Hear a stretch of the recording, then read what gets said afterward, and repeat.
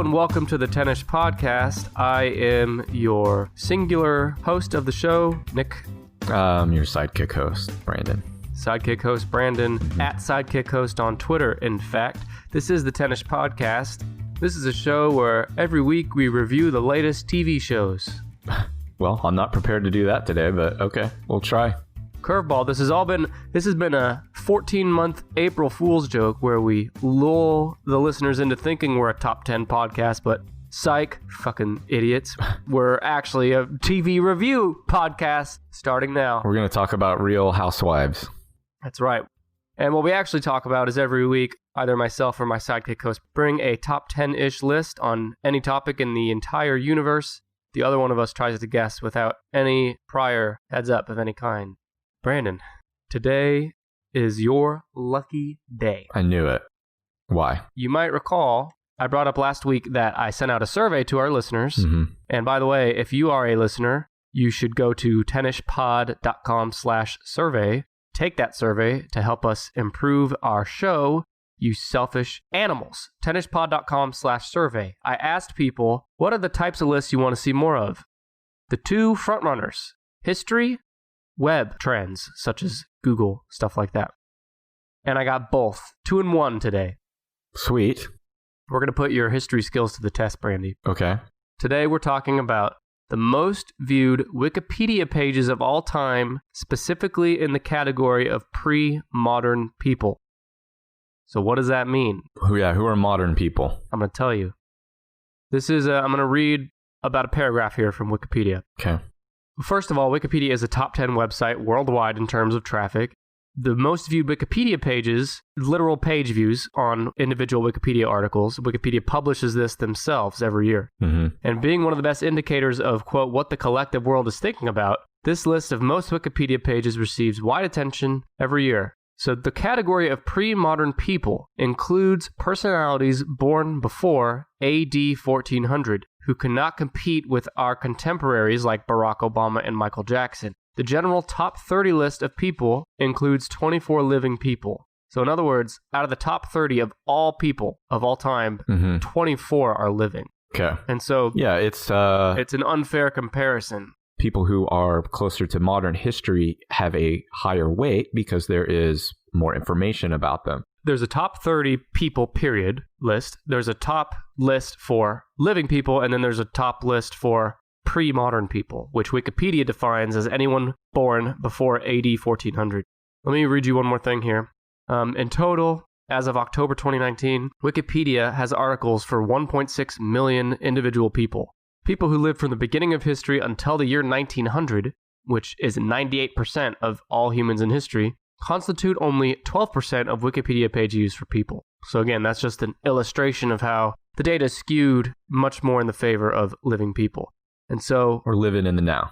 This data is for Wikipedia all-time page views from December 2007 as of January 2019. And for context, the number one Wikipedia article ever of any kind, person or otherwise, is the United States Wikipedia page with 200 million views. Just people around the world trying to figure out what is going on over there. Pretty much. So with 200 million views for United States, that is kind of a context to what you can expect for views in the top 10 here. These are pages or these are people? These are page views to people pages. And the people were born before the year 1400? Yes. Okay. So there's a lot, yeah. And so you're going to get a history lesson on this episode. And in fact, there's so much to cover. I have so many notes, for better or worse. It's a 2-part episode? We'll see how it goes. You're going to get a crash course in history. So, Brandon. So far, I'm off to a bad start because I made my notes list here and I forgot 3 when I numbered from 1 to 10. So yeah. I feel like I'm at a handicap already. Maybe our next episode should just be the top 10 numbers, 1 through 10, and you can try to guess the order, see how you do. Mm-hmm. Let's just dive right in. We'll just rattle off a few historical figures that you might not think are in the top 10, but that would qualify as living before 1400. A lot of Bible characters that I remember from Sunday school, like Zacchaeus, the wee little man. Do you remember him? No. There was a Sunday school song. Zacchaeus was a wee little man, and a wee little man was he. He climbed up the sycamore tree for the Lord he wanted to see. It was about a guy who was short So he climbed up in a tree so he could see Jesus. And then Jesus walked by and he was like, hey, get out of that tree. Come down here. You get a front row seat. Come give me a hug. And then Zacchaeus got his name in the Bible. For that? That's all he did? He was little and he climbed a tree. He must have been adorable. Oh, was he trying to see over a crowd or something? Yeah, he was trying. Everyone was like, look, it's Jesus. Yeah. And he scampered up a tree. It's like if The Rock walks into a room now. People are climbing trees to get a good look. Yeah. But really, that's all you got to do. So Jesus died for our sins on a cross. Moses parted the Red Sea. Noah built an ark, and this guy climbed a fucking tree. He climbed a tree, and I remember his name all these years later. His ass ain't in here. How about Hadrian? No. The Roman conqueror?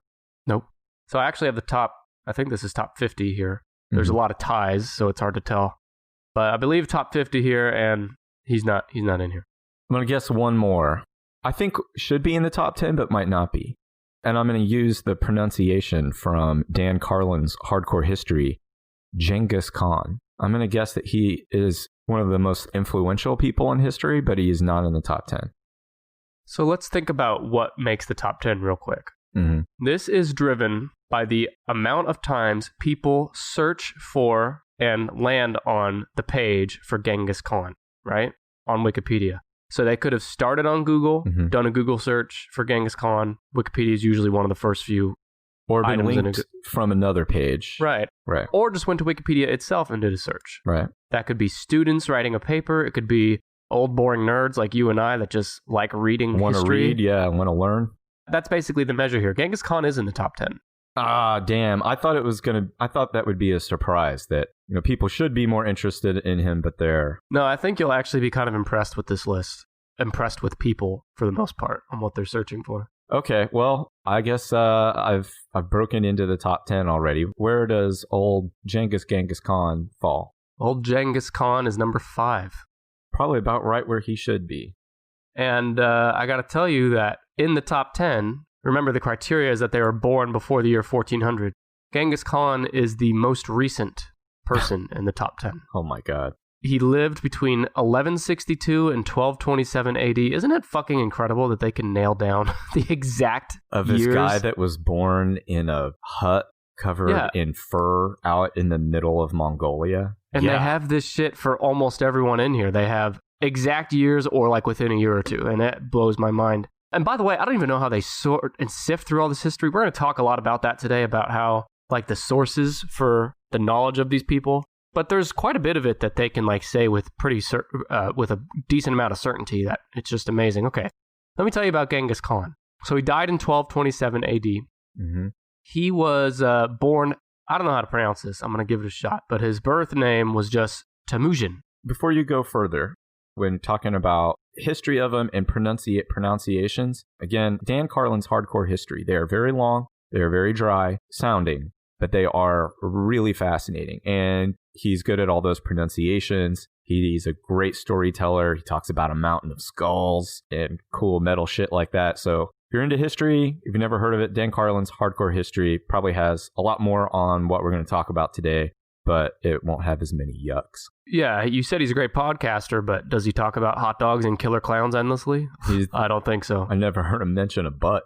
Brandon makes a good point, though. We're going to barely scratch the surface today on all these people, but podcasts like the one he just mentioned, as well as Wikipedia itself, and there's thousands of books out there on all these guys. If you're interested, look it up. Don't hold it against us that we're kind of doing a high-level overview of everybody here. We have to, just for the sake of time. And we're not historians. We're not smart. Yeah.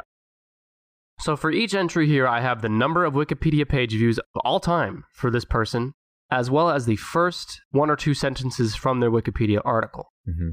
So first of all, Genghis Khan, number 5, he has 29 million page views ever on Wikipedia as of January 2019. He was born Temujin. He was the founder and first great Khan of the Mongol Empire, which became the largest contiguous empire in history after his death. He came to power by uniting many of the nomadic tribes of Northeast Asia. After founding the empire and being proclaimed Genghis Khan, he launched the Mongol invasions that conquered most of Eurasia. Yeah. These dudes were terrifying, too. Oh, yeah.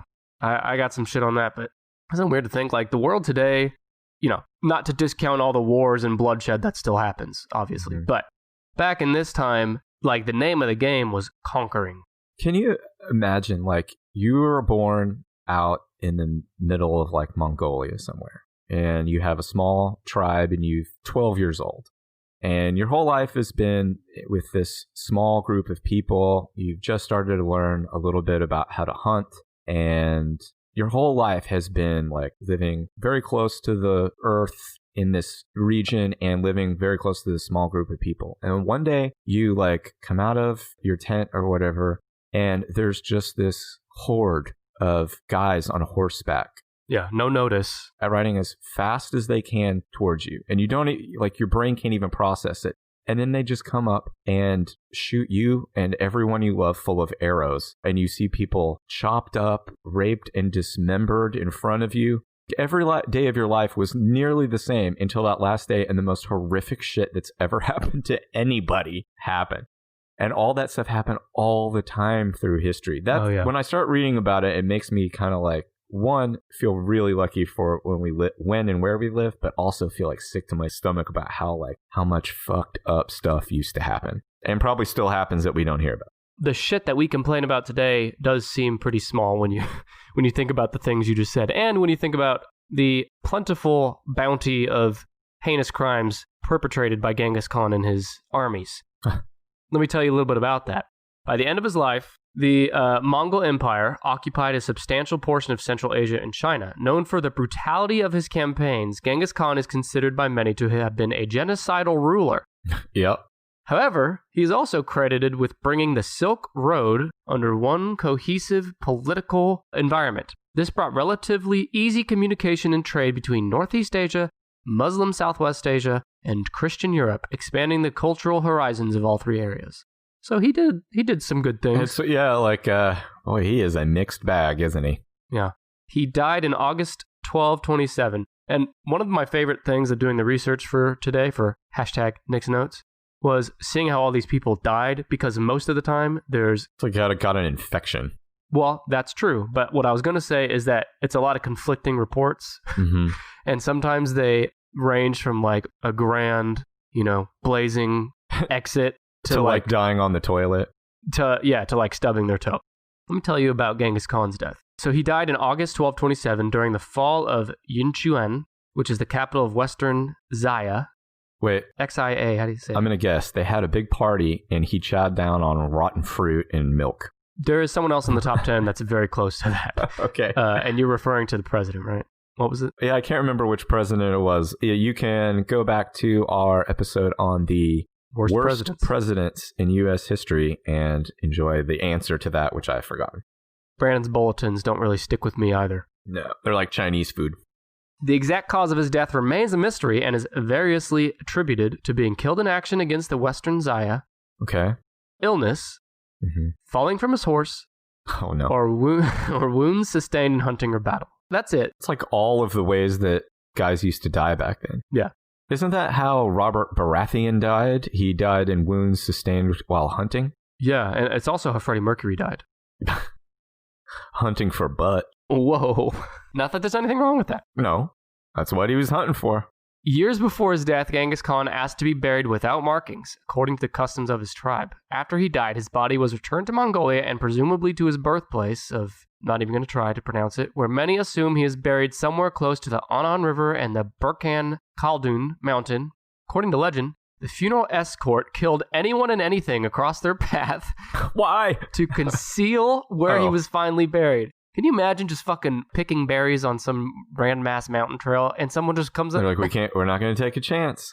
Murder was their answer to every problem. Isn't it interesting that this hugely important figure, undeniably one of the most important people that has ever lived, they don't even know where he's buried. They can pinpoint the year and month in which he was born and died, but they cannot pinpoint. So he's out there somewhere. Well, they're probably afraid they'll still get killed.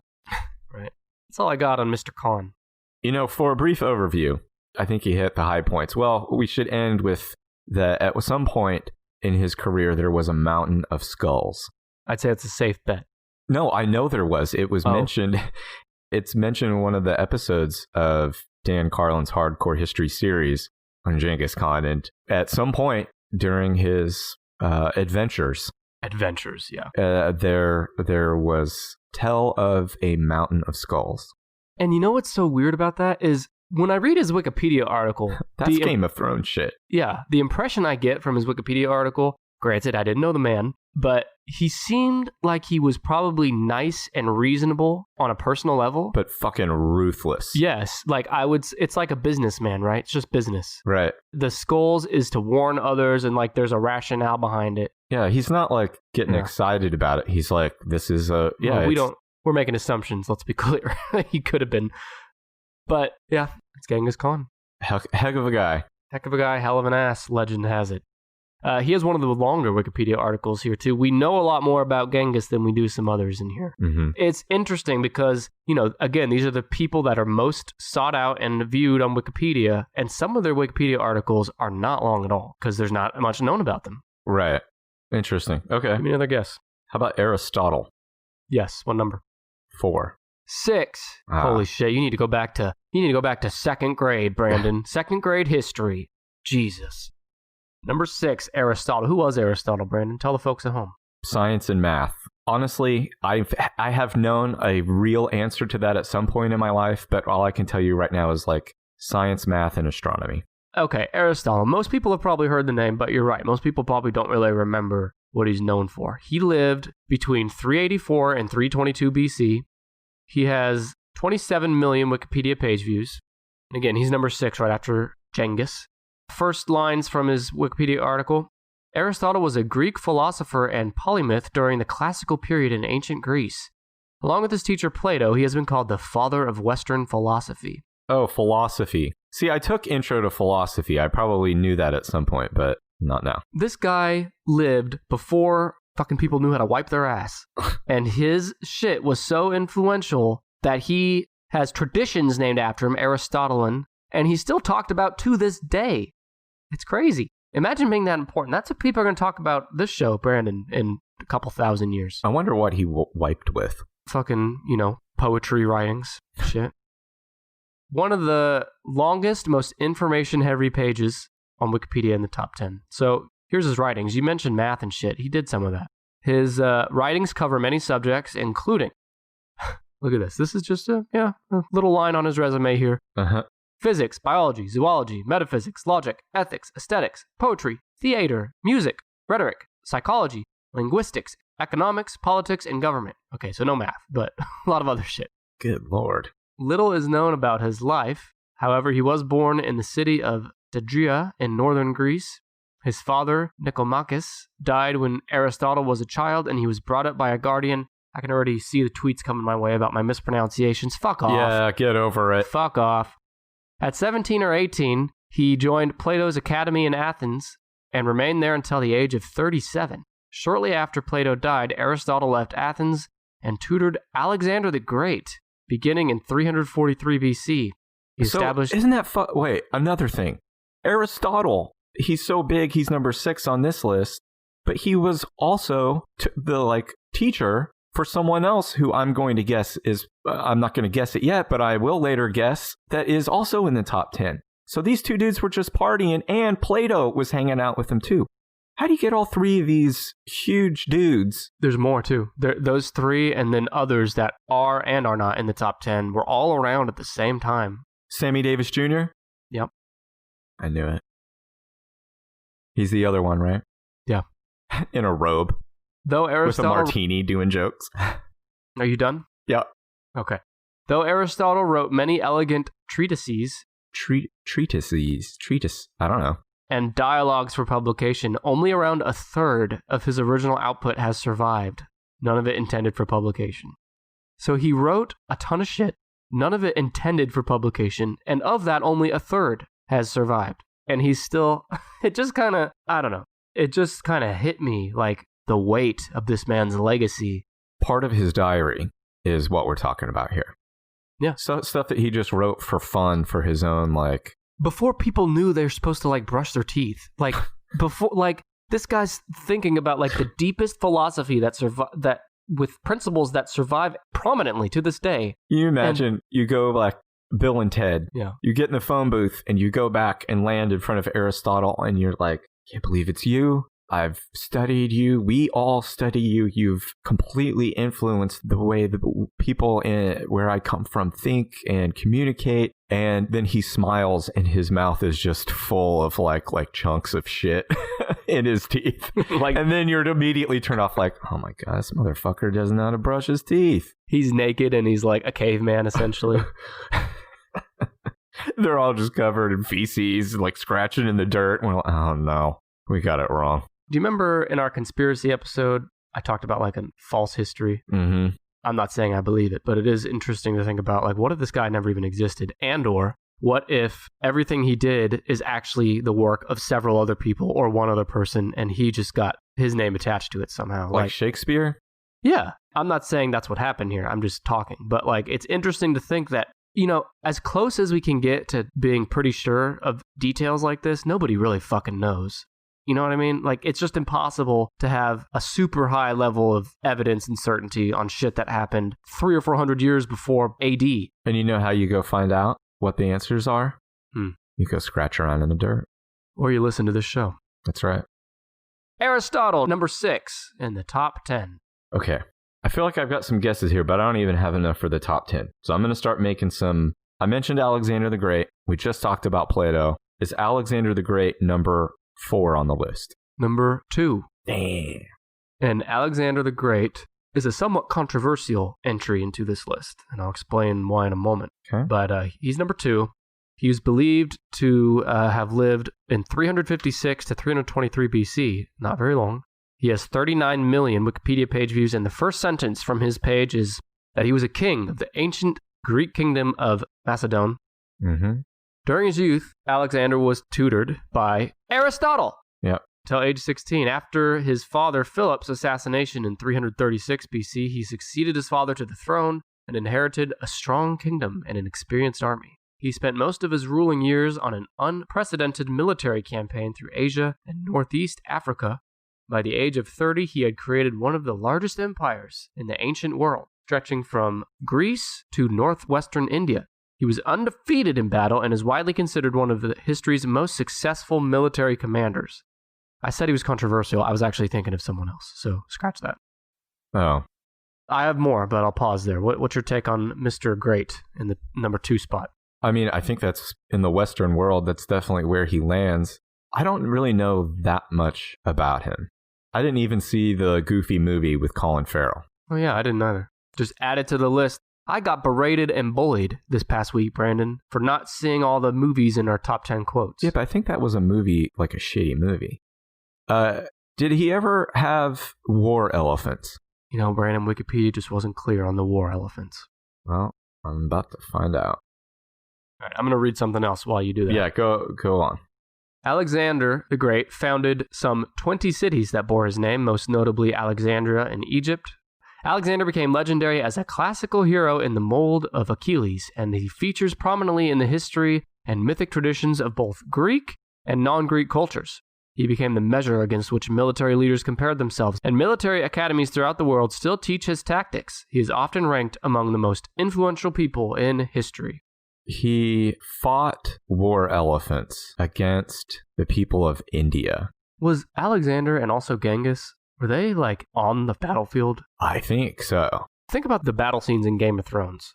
How do you fucking survive one of those, much less like dozens or hundreds? I do not know. Okay. Yeah, or like the battle scenes in Braveheart, where it's just chaos of metal swinging around people's heads and arms. Let's see. So in this battle, it's called the Battle of Hydaspe. Hadaspies. Eventually, the two forces met, arrayed themselves for battle. The Indians were poised with cavalry on both flanks, fronted by their chariots, while the center, comprising infantry with war elephants, stationed every 50 feet in front of them to deter Alexander's Macedonian cavalry. The Indians' war elephants were heavily armored, had castle-like howdahs. They had like a structure on their back that carried 3 archers and javelin throwers.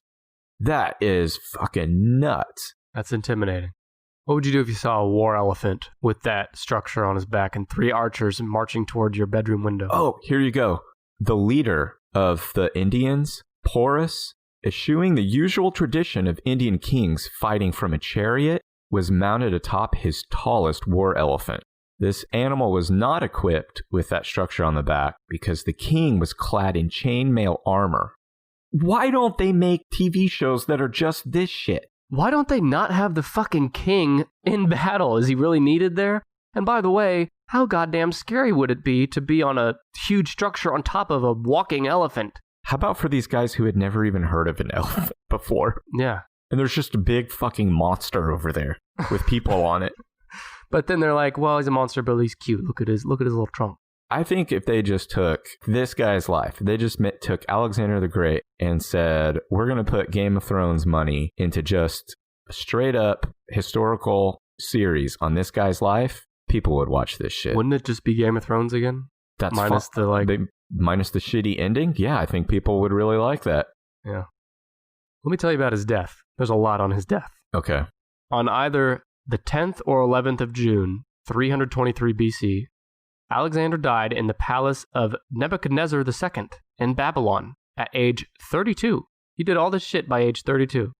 There are two different versions of Alexander's death, and details of the death differ slightly in each. Plutarch's account is that roughly 14 days before his death, Alexander entertained Admiral Nearchus and spent the night and next day drinking with Medius of Larissa. He developed a fever, which worsened until he was unable to speak. The common soldiers, anxious about his health, were granted the right to file past him as he silently waved at them. In the second account, do you like he's just like, he can't even talk, he's so sick and he's dying. And they all want to walk past him so he can wave at them before he dies. Thank you. In the second account of his death, Diodorus recounts that Alexander was struck with pain after downing a large bowl of unmixed wine in honor of Heracles, followed by 11 days of weakness. He was just like someone told him about Hercules. He's like, fuck yeah, give me a drink. Guy's badass. Unmixed wine. That sounds great. He did not develop a fever and died after some agony. Several natural causes have also been suggested by historians, including malaria and typhoid fever, our friend's typhoid fever. So, about his burial. He was laid in a gold sarcophagus that was filled with honey, which was in turn placed into a gold casket. Holy hell. That's in your will, right, Brandon? Yeah, that's how I want to go. Drown me in honey. Listen to this who's who of who visited his tomb. Pompey, Julius Caesar, and Augustus all visited the tomb in Alexandria, where Augustus, allegedly, accidentally knocked the nose off of his tomb. How do you do that? Caligula was said to have taken Alexander's breastplate from the tomb for his own use. Maybe he thought breastplate was like, booby plate. Yeah, he could just fondle it. He put it on, he was like, oh man, this chick was flat. Caligula, Pompey, Julius Caesar, Augustus, Alexander the Great, Plato, Aristotle, and one more name, all lived and interacted around the same time. They're like the Highwaymen, the country music supergroup, the Highwaymen. You got number 2, Alexander the Great. Number 5, Genghis Khan. Number 6, Aristotle. How about Cleopatra? Cleopatra, not in the top 10. Oh. Are there any women in the top 10? What are you, fucking social justice warrior? I'm trying to just figure out what to guess. No, unfortunately, there is 0 women in the top 10. Oh. There's one. Cleopatra, Joan of Arc, Mary. I'm looking Mary, at the mother of Jesus, probably would have been in some of my first picks for women. I'm looking at the top 50. There's only 2 women in the top 50. That's pretty. Joan of Arc is number 11. Cleopatra is tied for number 16. Okay. All right. How about Confucius? Confucius is tied for number 24. Oh. How about Moses? Moses is also tied with Cleopatra for 16, along with Augustus, William Wallace. Those are all 16 tied. Okay. We mentioned him earlier. How about Plato? Plato. My man Plato, number 8. He invented the colorful, squishy children's toy substance. I almost wrote a joke about that, and then I said, nah, too obvious. Nope. Here we are. Well, fuck it. I went for it. Slam dunk. Plato was the teacher of Aristotle. By the way, Aristotle taught Socrates, who is number 11, along with Joan of Arc. Old Socrates? I'm going to scratch him off my list. All right. Plato. He lived, there's some debate, but it's complicated. But he was basically born in the 420s. 420, light it up, legalize it. And he died around the 340s BC. Okay. Legalize it. 23 million Wikipedia page views, and the first lines from his article say, Plato was an Athenian philosopher during the classical period in ancient Greece, founder of the Platonist school of thought and the Academy, the first institution of higher learning in the Western world. Other notes, he is widely considered the pivotal figure in ancient history of ancient Greek and Western philosophy, along with his teacher Socrates. Oh, I said Socrates was Aristotle's student, but I had that wrong. Socrates taught. Socrates was first, then Plato, then Aristotle. Yeah. Plato has often been cited as one of the founders of Western religion and spirituality, so thanks for that, Plato. Yeah, thanks.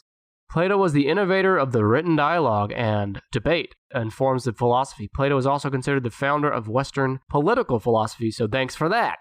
Unlike the work of nearly all of his contemporaries, Plato's entire body of work is believed to have survived intact for over 2,400 years. Although their popularity has fluctuated over the years, the works of Plato have never been without readers since the time they were written.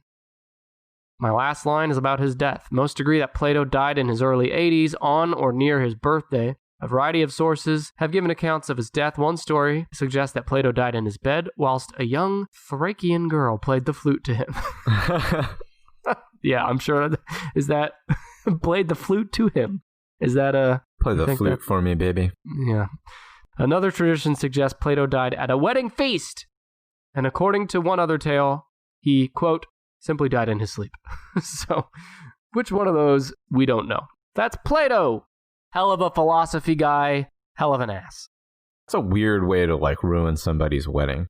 To just die. Like, hey, I'm the smartest dude that's ever been alive so far. I'm going to eat myself to death at your wedding reception. while some chick plays all over my flute. Yeah.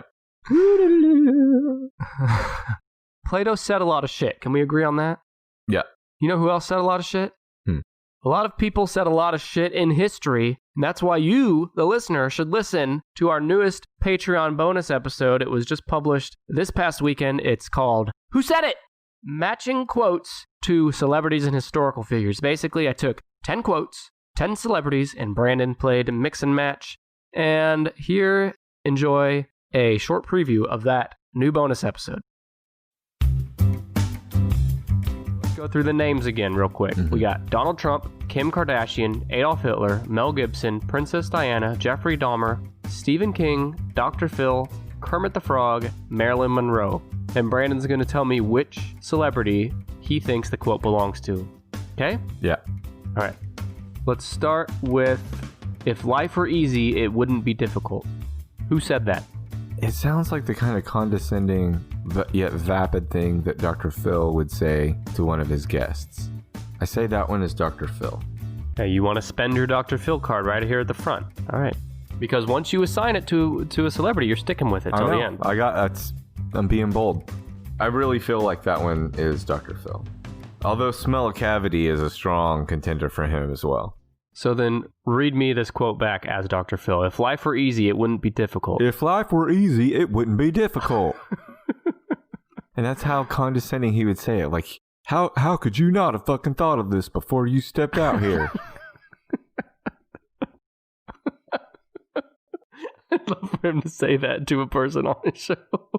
How could you not have fucking thought of this? He is sometimes so aggressive with his advice. I mean, these are people who are mentally ill, and he gets mad at their lack of common sense. Like, yeah, this lady takes a puppet with her everywhere she goes. Yeah, most of what comes out of her mouth is fucking nonsense, bro.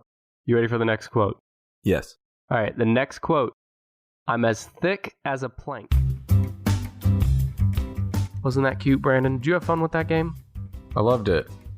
You can listen to that episode in full, as well as all of our other bonus episodes, at patreon.com/10ishpod, patreon.com/10ishpod. Brandon, you know who else is a patron of the 10ish podcast? Everyone else in this top 10, so give me another guess. Oh. Julius Caesar. Julius Caesar. What number? Number 4. 3! You got one right. Oh my god, pathetic. Just Awful. He lived between 144 BC, 35 million Wikipedia page views. Tell us who Julius Caesar is, Brandon. Julius Caesar was a Roman general and emperor. He crossed the Rubicon. He fought some guys in the German area, something like that. Anyway, he came back to Rome, a conquering hero. He was the emperor, and then his friends in the Senate conspired against him, and they stabbed the shit out of him on the steps out front. That's what we know about. That's what I know about. That's the cool thing about like Europe as opposed to like America. Shit that happened thousands of years ago, like you can go visit that place, that exact spot. Right. And you can do that in Rome. Everything you said was pretty spot on. He died on the Ides of March in 44 BC, stabbed to death by his friendskis. After that, a new series of civil wars broke out, and the constitutional government of the Republic was never fully restored. Caesar's adopted heir Octavian, later known as Augustus, rose to sole power after defeating his opponents in the Civil War, and after that, the era of the Roman Empire began. Caesar is considered by many historians to be one of the greatest military commanders in history, right behind the current commander-in-chief. The current commander-in-chief for the United States? For the United States. That's Julius Caesar.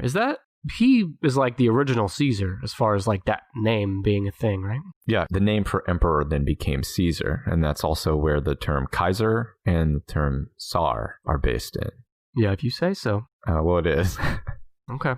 We'll have to do some follow-up on that, get back to you, see if that's accurate. He was deaf in one ear. Did you know that? No. He was deaf in one ear.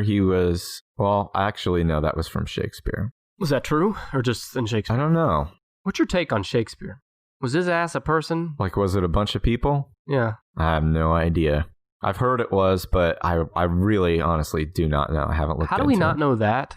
But we know that, like, Aristotle in the BCs, how do we know his ass? Yeah, I don't get it. And I understand that Shakespeare is good. And when I learned it and then had those notes, those side-by-side notes that kind of tell you what the hell they just said, I would eventually enjoy it. But I have no idea how someone can go to a Shakespeare play, having never heard it before, and listen to the words and follow what's being said. Is that how they really talked back then? Or is No, I don't think so, because he created a lot of new words and turns of phrase. So I don't think so.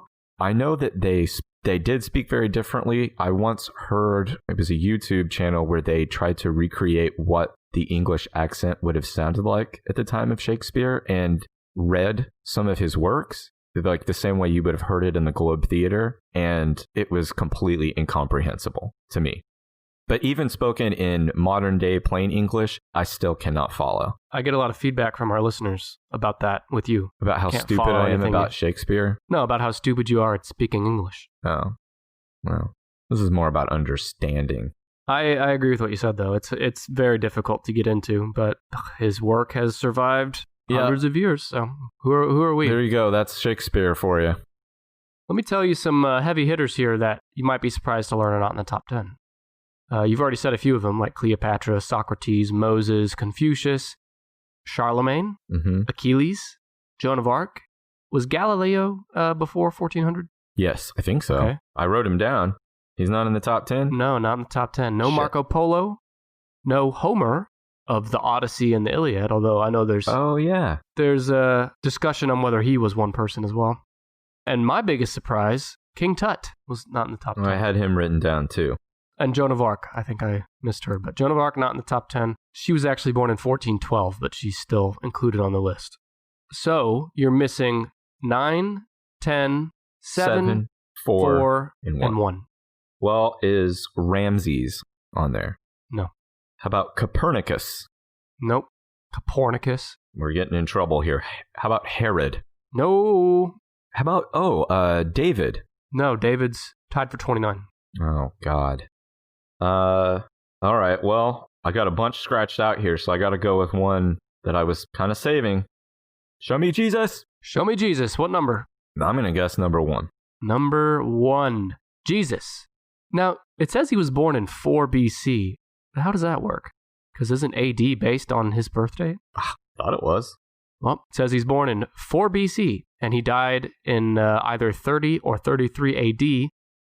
His page has 43 million page views. So let's address the elephant in the room, the normal colored elephant, not the white elephant, as I was so obnoxiously corrected recently in an episode. Mm-hmm. Virtually all modern scholars agree that Jesus existed historically, although the quest for the historical Jesus has produced little agreement on the historical reliability of the Gospels in the Bible and how closely the Jesus portrayed in the Bible reflects the historical Jesus. So here's the facts. Mm-hmm. Most historians agree there was a man named Jesus who walked the earth. Obviously, the debate is more centered around, was he who he said he was? We've talked about this on this show. Jesus was either A, exactly who he said he was, Right. B, a liar and a con artist, C, crazy, he thought he was who he was, but he wasn't. Mm-hmm. And you could maybe add D, that he didn't do any of this and it was all written about him after the fact. Where would it fall into those options that if he was from what I understand at that time, there were a lot of people who claimed to be a prophet or a healer or even a Messiah. But part of why he was so popular or special and why a religion was built around him was... Many religions were built around him. Right, but that he was all of these things. And that the reason that he was all of these things was that after he died, he was trying to think of the right word, like a convenient or a perfect totem for people to attribute prophecies, right, or even commandments from God or beliefs. You know, they could write, well, Jesus said this, and maybe he said something similar, or maybe he didn't say anything at all, but now it's been attributed to him in so much. And he's long gone. Right. So yeah, I think there's definitely a dude, but I think it's really hard to know. Let's assume for a second that he was real, or that he was who he said he was, right? Let's assume that's all real. Yeah. Even so, we're still depending on second, third, fourth, fifth account. The words of men. The words of men that have been translated 1,000 times over in Right. a million different languages since then. So even if Jesus was the Son of God, there is no guarantee, far from a guarantee, that the details and accounts written in the Bible are exactly right. I feel like if you are going to take his teachings and follow them, you have to kind of like read all of it and absorb all of it, but kind of let it coalesce into more of like a feeling or like something that could guide you rather than like try to make a list of things that he said and follow it to the letter. You know what I mean? Like general ideas like having compassion. Yeah, absolutely. Or not seeking vengeance. Well, that one I like. But yeah, trying to follow it like to the letter. How can you follow it to the letter if those letters have been changed like 9 times before they get to your eyes? Way more than 9. But, is not our intent here to have some sort of atheist versus whatever discussion? Yeah, I could be wrong. I could be going to hell. Well, we've had the same discussion about a lot of people in the top 10. The whole point of this discussion, it's not just Jesus, it's all of these people. I said it before. We're depending on historical record and inaccurate time to report on historical things. I think the more you probably read about this, the more you were certain. You were certain that history had been created. Jesus, let me tell you a little more about our friend Jesus here. First lines from Wikipedia says he is also referred to as Jesus of Nazareth and Jesus Christ. He was a first century Jewish preacher and religious leader. He is the central figure of Christianity, and most Christians believe he is the incarnation of God, the Son, and the awaited Messiah, the Christ, prophesied in the Old Testament of the Bible. He was arrested and tried by the Jewish authorities, turned over to the Roman government, and crucified on the order of Pontius Pilate. Pilate? Pontius Pilate. Is that what it is? Yeah. Pontius Pilate, the Roman prefect. God, whatever. He was crucified by the damn Romans, all right? We all got it. After his death, his followers believed he rose from the dead, and the community they formed eventually became the early church. Jesus is also revered outside of Christianity. In Islam, Jesus is considered one of God's important prophets and the Messiah. Muslims believe Jesus was a bringer of scripture and was born of a virgin, but was neither God nor the Son of God. Quran states that Jesus never claimed divinity. Most Muslims do not believe that he was crucified, but that he was physically raised into heaven by God.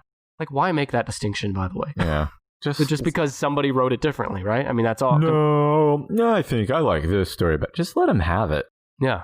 In contrast, Judaism rejects the belief that Jesus was the awaited Messiah arguing that he did not fulfill the prophecy and he was neither divine nor resurrected. So would that mean that Jewish people just believe he was just a guy? I think he is still like, he's considered a prophet.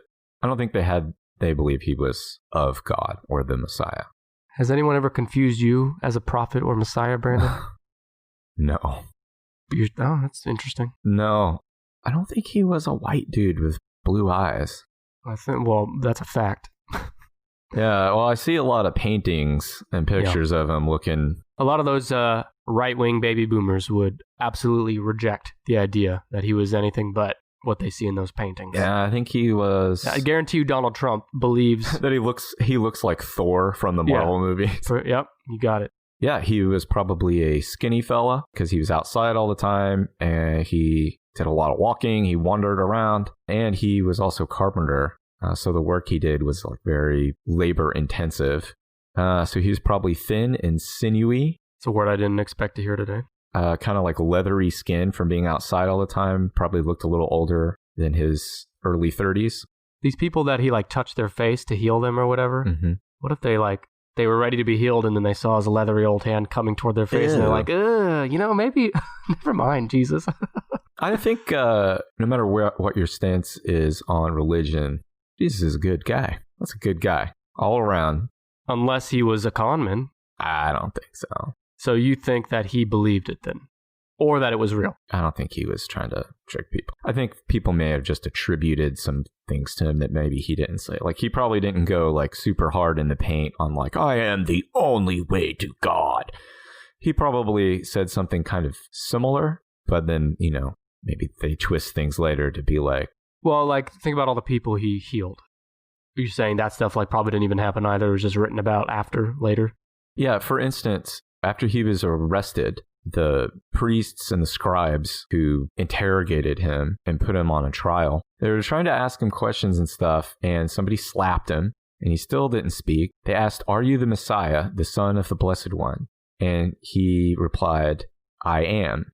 And then the guy who asked him, Caiaphas, tore his robe in anger, which is a real blowhard thing to do. Oh, yeah. Yeah! I'm going to rip my clothes off. I'm so upset. And accused Jesus of blasphemy. But in the books of Matthew and Luke, his answer was more ambiguous after and this is the answer I always remember, when they ask, "Are you the Son of God? Are you the Messiah?" His answer was, "You said that," or "You say that I am," or "You've said it." I don't know. I thought that was such an interesting distinction. Like, in this one chance where he could have literally said, "I am the Son of God," there are two different books that say his answer was, "You said that." By the way, why include all 4 books in the Bible to confuse things like that? Oh, the Gospels? Yeah. I mean, aren't they all retelling the same basic stories?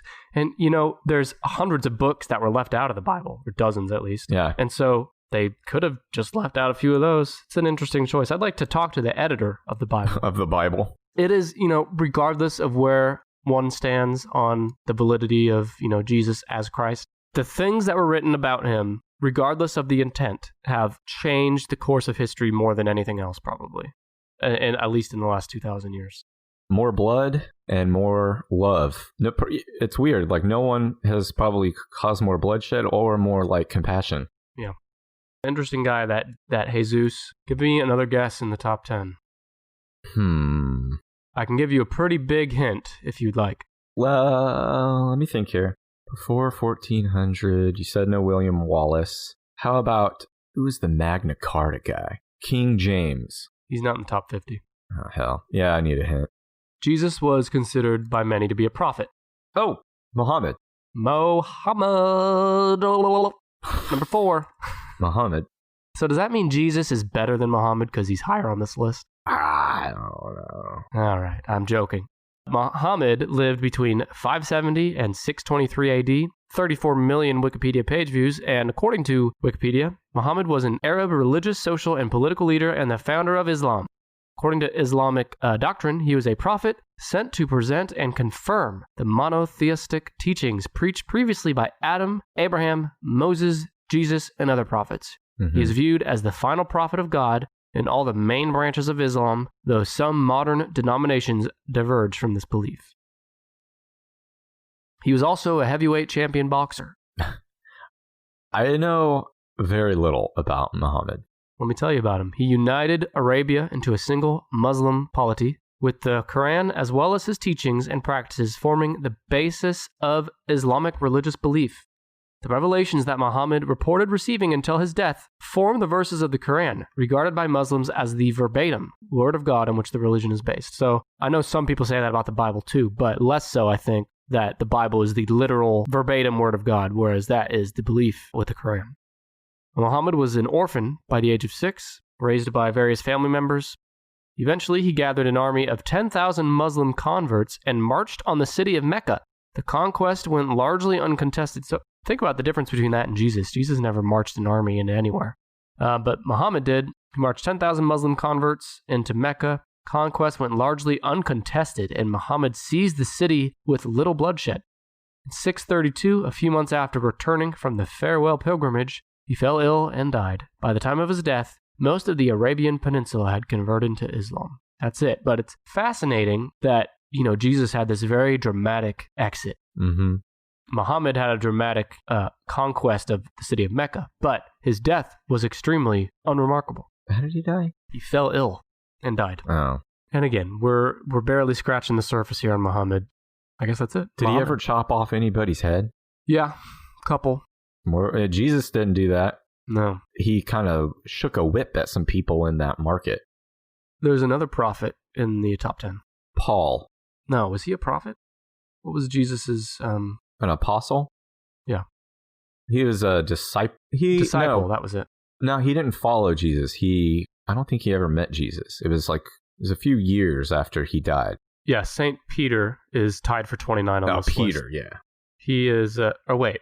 We're talking about Paul. That's someone different. Yeah, that's Paul. Peter was actually there with Jesus. So Paul's not in the top 50 then. Okay. So fuck Paul. Yikes. There's another prophet in the top 10 here. John the Baptist. No, not in the top 50. Abraham? Buddha is number 7. Oh, okay, yeah. Buddha, it's actually, I'm going to get in trouble. Gautama Buddha is the full name. Let me take a look. I may not be any better. Oh, no, I'm not. Okay, well, he lived between the 6th and 4th centuries BC, a lot less clear on his exact dates. 25 million page views to his Wikipedia page. Wikipedia says that Buddha was a monk, mendicant, sage, philosopher, teacher, and religious leader on whose teachings Buddhism was founded. He is believed to have lived and taught mostly in the northeastern part of ancient India sometime between the 6th and 4th centuries BC. He is among the oldest in the top 10, as far as the furthest away from current day. He's believed by Buddhists to be an enlightened teacher, much like you, Brandon, who attained full Buddhahood and shared his insights to help sentient beings end rebirth and suffering. Accounts of his life, discourses, and monastic rules are believed by Buddhists to have been summarized after his death and memorized by his followers. Various collections of teachings attributed to him were passed down by oral tradition and first committed to writing about 400 years after his death. So, Buddha's teachings and all that shit, everything we know about him, was passed down orally for 400 years. Playing a little telephone game. But, who wouldn't mind something being passed orally for 400 years? Am I right, fellas? Good Lord. At the age of 80, the Buddha announced that he would soon reach parinirvana, or the final deathless state.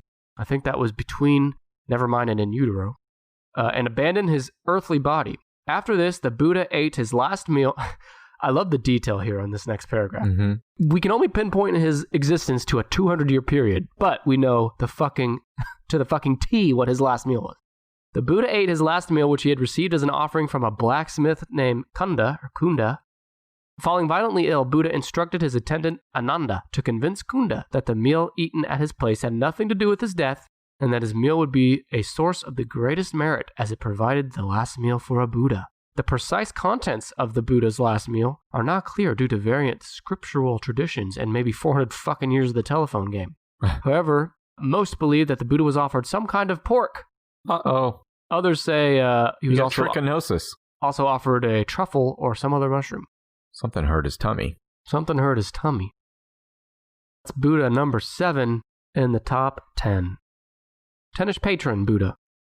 Okay, so there's 2 left, 9 and 10. Yeah, and it's actually 2 number 9s. They're tied. Okay. Well, they're both kind of military based. Okay. Let me start with that. Let's start with this one. Lots of movies, films, books based on this guy. Well-known name. He has a quote that maybe should have been in our top 10 quotes episode in one of the movies. Let me start reading you a little about him. Okay. He lived between 111 and 71 BC, 22 million Wikipedia page views. He was a Thracian gladiator who was one of the escaped slave leaders in the Third Servile War, a major slave uprising against the Roman Republic. Spartacus? Spartacus! Yeah. Spartacus had a very short Wikipedia page, like 2 or 3 sections, I want to say. Wow, interesting. Little is known about Spartacus beyond the events of the war. However, all sources agree that he was a former gladiator and an accomplished military leader. The final battle that saw the assumed defeat of Spartacus in 71 BC took place on the present territory of Senercia, in the area that includes the border with Olivito, whatever the fuck. In this area since 1899, there have been finds of armor and swords of the Roman era.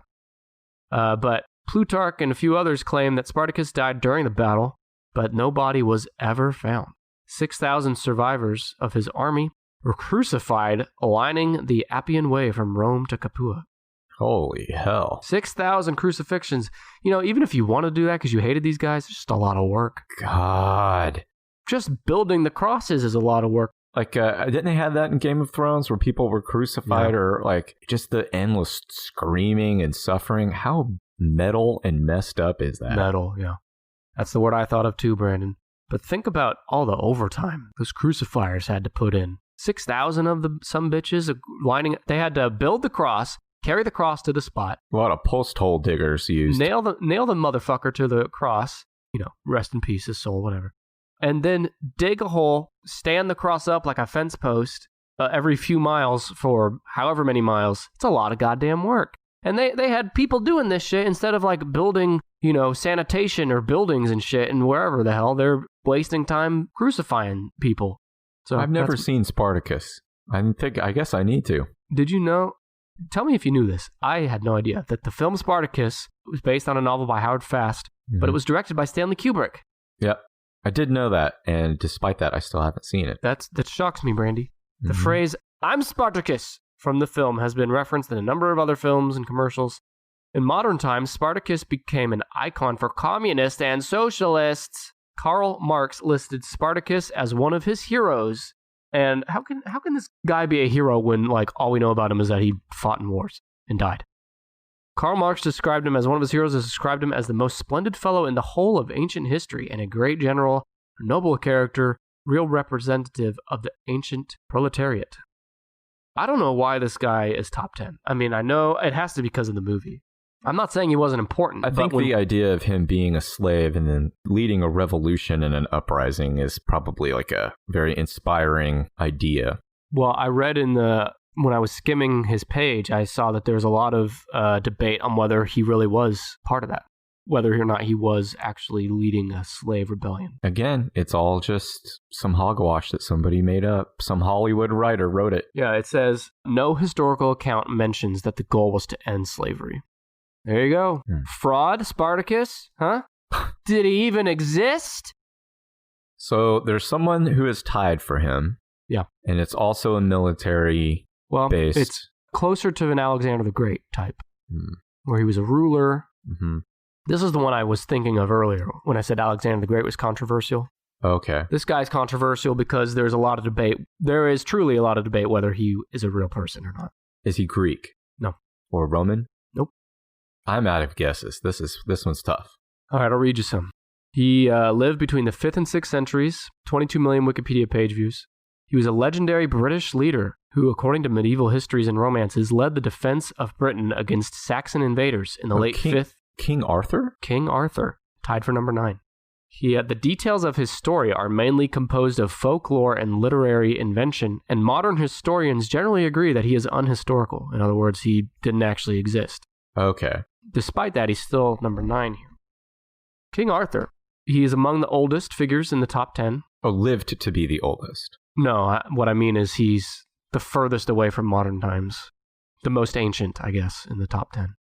Oh, really? Between the 5th and 6th centuries BC. Oh, good Lord. That's a lot further back than I thought. I thought it was like medieval. 500 or 600 years before Jesus was born. Oh, I thought he was from medieval times. No. He's from back when they were like wearing like furs and shit. Arthurian literature, so literature about King Arthur, thrived during the Middle Ages. Okay. So that's when his legend really grew. That's why they made him look like he was from the Middle Ages. So if you're living in the Middle Ages, there's no books about King Arthur. So everything has got to be told orally over time, right? I would assume they had scrolls and stuff, maybe. It's amazing. When you really do think about it, it is amazing how much information has survived over the course of history, given all the variables. But anyway, we've been over that ad nauseum, I guess. His story thrived during the Middle Ages, but waned after that, and he was mostly not talked about much until a resurgence in the 19th century. And in the 21st century, legend lives on through film, theater, and more. Mm-hmm. The historical accuracy of King Arthur has been a source of considerable debate. Today, academic historians generally agree that Arthur was a mythological or folkloric figure. He pulled the sword Excalibur out of the... Did he? That was the story. Yeah. The sword from the... No, he didn't get the sword from the stone. He got it from the Lady of the Lake. There's different versions. Right? The sword and the stone is loosely based on King Arthur. Okay. He got it from some creepy lake lady. Wait, are you talking about his STD or his sword? His sword. Okay. I'm still not sure if you're talking about STD or not. So you did it, Brandon, with a huge, plentiful, huge amount of help. You did it. Yeah, that was way more on the interesting side than it was on the nailing the whole top 10 side. Hope you little assholes out there learned something. Let's go back through the top 10. This is top 10 most viewed Wikipedia pages ever of pre-modern people. To number 9, Spartacus, King Arthur. Number 8, Plato.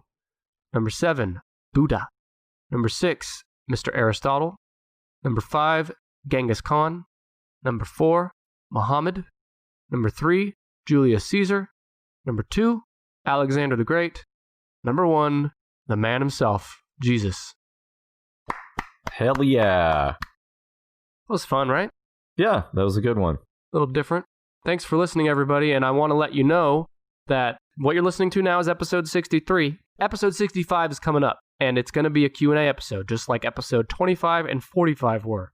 Episode 65 is going to drop the day before Thanksgiving, so you have until then to send in questions for us to answer. Questions can be about anything. Could be about us, our show, could be about movies, TV, could be about politics, it could be about your weird fucking recurring dreams, whatever. Nothing's off limits. If you want to ask us a question, tag us on Facebook, Twitter, and Instagram at 10ishpod. There, I said it. What else do you want to say, Brandon, before we relieve our listeners? Thank you for listening. Thank you for listening. We will see you next time.